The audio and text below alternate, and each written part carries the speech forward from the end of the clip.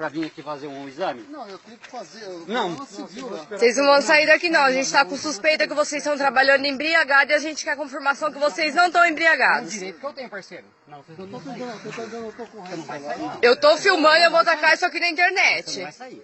Então, filha, então filma isso aqui, ó. Eu tô filmando já. Você tá bêbado, Deixa eu cara. conversar. Conversa. Conversa, pelo menos conversa. Peraí, eu te conheço.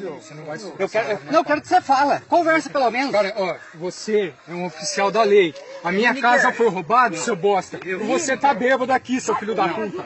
Dá essa chave aqui. Dá essa chave aqui. Você não vai sair daqui, filho. Tá? Você não vai sair. Só que você vai me pegar essa chave. Você tá me entendendo? Você não tá aguentando olhar na minha cara. Olha Tá, seu aqui. bosta? Olha aqui, quem paga teu salário que sou eu. Solta essa chave, vai ser melhor pra você. O que você vai fazer?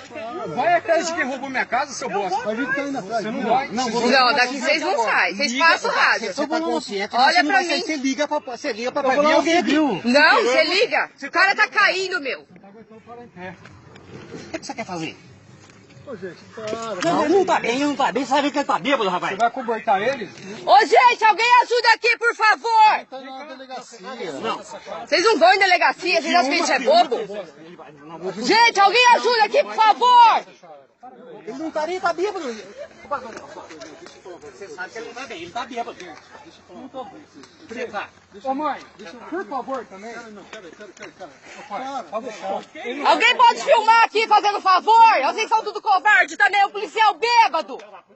Eu pago imposto, filha da puta. Para com isso, cara. Não tô acreditando. Não tá agredindo. Segura aqui. Não, você tinha que ter visto teu parceiro. Sabendo.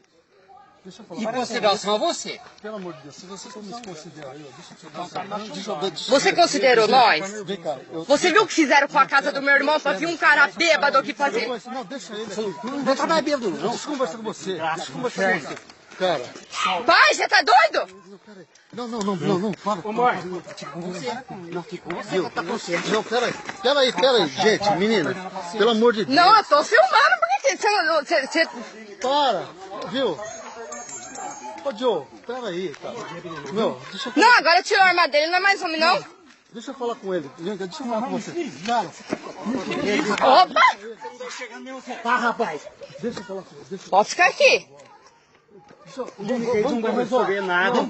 Só vai piorar a Pelo amor de situação. Deus, cara. Pelo amor de Deus. Olha aqui, ó. Vagabundo, ele acha que tem razão Vamos ainda. entrar ali pra dentro de casa. Não vai entrar, não!